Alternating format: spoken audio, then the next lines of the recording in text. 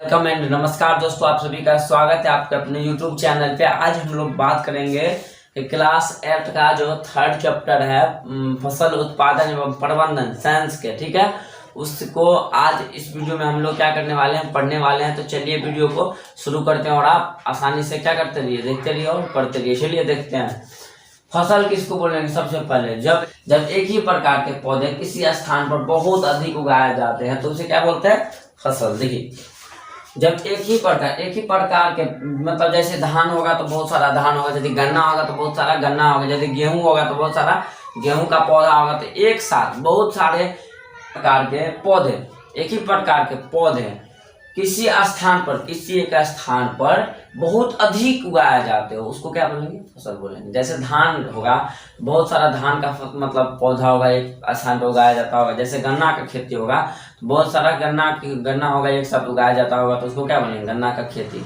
ठीक है।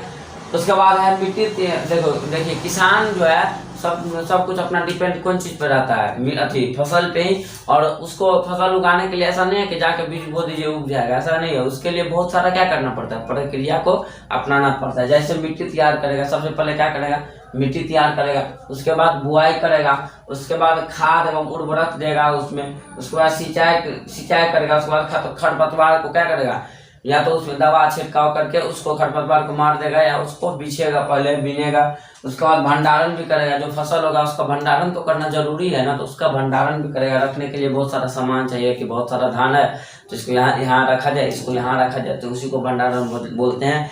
जिस पर फसल को क्या किया जाता है, रखा जाता है, उसको क्या बोलते हैं, भंडारण बोलते हैं। तो जैसे धान को रखना, बहुत सारा चीज को रखा जाता है, तो उसको क्या बोलेंगे, भंडारण। ये सभी किसानों के द्वारा उपयोग में लाए जाने वाले कृषि पद्धतियां हैं। आपसे पूछा है कृषि पद्धति कौन कौन होती है, आप लोग लिख दीजिएगा, ठीक है।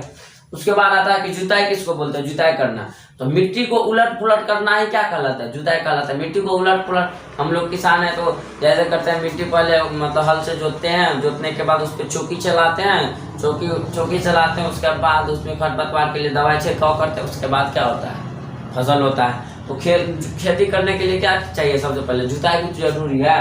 तो मिट्टी को उलट पुलट करने एवं पोला करने, मिट्टी को उलटने पुलटने एवं पोला करने की प्रक्रिया क्या कहा जाता है, जुताई कहते हैं। पोला यानी चौकी उकी देना, तो उसको कौन चीज बोलेंगे, जुताई।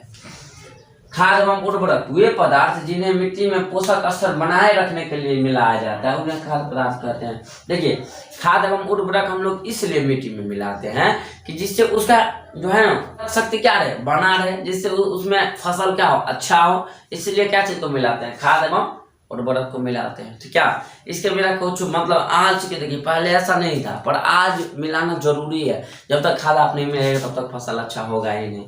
तो उर्वरक एवं खाद का प्रयोग क्यों करते हैं, जिससे कृषि क्या हो, कृषि में वृद्धि हो, जिसमें फसल अच्छा उपजे, इसलिए खाद एवं उर्वरक को क्या करते हैं, मिलाते हैं।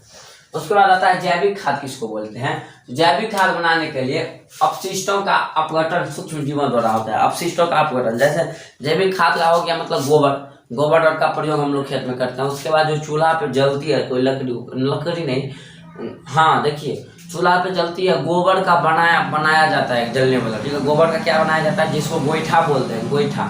तो जो जलने वाला बनाया जाता है और वो जल जाती है, तो जो राख होता है जलने के बाद उसको भी क्या करते हैं, खेत में ऐसे क्या करते हैं, छीट देते हैं, ठीक है। तो वही है जैविक खाद, उसी को बोलते हैं कि जो गोबर का जो प्रयोग करते हैं उसी को क्या बोल सकते हैं, जैविक खाद। जैविक खाद बनाने के लिए अपशिष्टों का अपघटन, यानी क्या, जैविक खाद इस तरह से भी हो सकता है कि बहुत सारा जो बहुत सारा चीज जो सड़ गल गया है, बहुत दिन से सड़ गल गया है, उसको क्या बोल सकते हैं, जैविक खाद बोल सकते हैं, गोबर को भी बोल सकते हैं। तो जैविक खाद का क्या लिखा है, जैविक खाद बनाने के लिए अपशिष्टों का उत्पादन सूक्ष्म जीवों के द्वारा होता है। उसके बाद लिखा है खेतों में लगातार फसल उगाने से खेती की उर्वरक शक्ति क्या होती है, कम जाती है। देखिए खेती बार करेगा तो उस जमीन का उर्वरक शक्ति क्या हो जाएगा, कमेगा कि नहीं। देखिए तो कोई भी इंसान जो जन्म लेता है, तो जब जन्म लेता है तो उसके बाद क्या होता है, उसका जो जन्म लेता है उसके बाद उसका क्या उम्र धीरे धीरे डिक्रीज यानी कमने लगता है ना। उसी तरह से खेती भी है कि जिस जमीन पर हम लोग 5 साल खेती कर लेंगे उसका उर्वरक शक्ति क्या हो जाएगा, यानी उर्वरक शक्ति यानी उपजाने की क्षमता क्या हो जाती है, धीरे धीरे कम जाती है। जैसे नौजवान है और बूढ़ा है, तो दोनों में काम करने की क्षमता किस में होगा, तो नौजवान में होगा, क्योंकि बूढ़ा बहुत दिन से वो मतलब काम कर रहा है, इसलिए वो क्या हो गया, बूढ़ा हो गया, उसका उर्वरक क्षमता यानी करने का शक्ति क्या हो गया, कम गया। तो इसी तरह खेत में भी है, जिस जमीन पे बार बार खेती कर लीजिएगा उसका उर्वरक शक्ति धीरे धीरे क्या हो जाएगा, कमने लगता है। उसके बाद है यूरिया, अमोनिया सल्फेट, पोटास आदि उर्वरक है। यूरिया जो है, यूरिया खाद बोलते हैं हम लोग, क्या बोलते हैं, यूरिया खाद। उनके बाद अमोनियम सल्फेट, उसके बाद पोटास बोलते हैं, डीएपी है, पोटास है, यूरिया, डीएपी, पोटास, ये सब क्या है, उर्वरक है। उसके बाद उर्वरक फैक्ट्रियों में बना, उर्वरक जो है एक विशेष फैक्ट्री में क्या किया जाता है, तैयार किया जाता है, लेकिन जो जैविक खाद है वो अपने घर में तैयार होता है, ठीक है। उसके बाद है केचुए एवं सूक्ष्म जीव को मिट्टी, केचुए को किसान का मित्र क्यों कहा जाता है। देखिए केचुए क्या करता है, जो मतलब जैसे आप लोग कदवा यदि जानते हो, कदवा क्या होता है कि पानी के समय जब खेत को जोत करके पानी से क्या किया जाता है, पानी उसमें भर के पूरा उसको अति किया जाता है और उसमें क्या किया जाता है, धान को ऐसे ऐसे गोबा जाता है, रोपा जाता है, उसको बोलते हैं कदवा, ठीक है।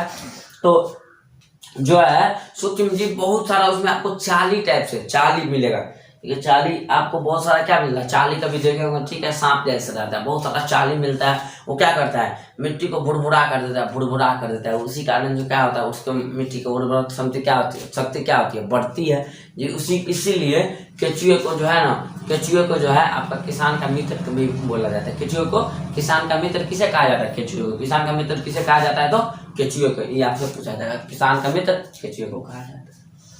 बाढ़ बड़ा वाला एग्जाम सब जैसे ग्रुप डी, बिहार पुलिस, इस सब में भी पूछा जाता है।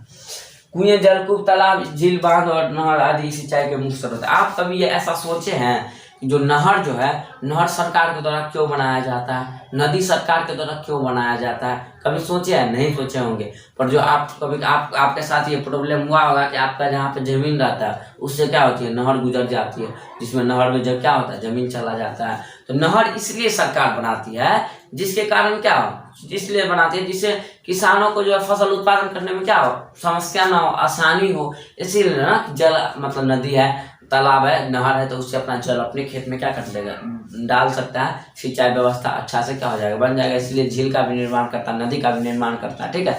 इसी सब के लिए क्या करता है, ये सब का क्या करता है, निर्माण करता है। तो सिंचाई करने के लिए मतलब मुख्य स्रोत जल है, कुएं है, जलकूप है, तालाब, झील। और देखिए क्योंकि जो भारत जो है एक कृषि प्रधान देश है, पूरा भारत एक कृषि पे ही क्या है, डिपेंड है, पूरा भारत कृषि पे ही क्या है, डिपेंड है।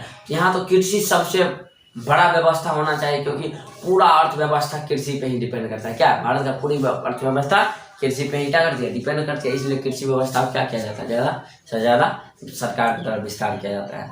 इससे अगले पार्ट में हम लोग इससे आगे पढ़ेंगे, तब तक के लिए पढ़ते रहिए अच्छा से। चलिए मिलते हैं अगले वीडियो में, तब तक के लिए जय हिंद।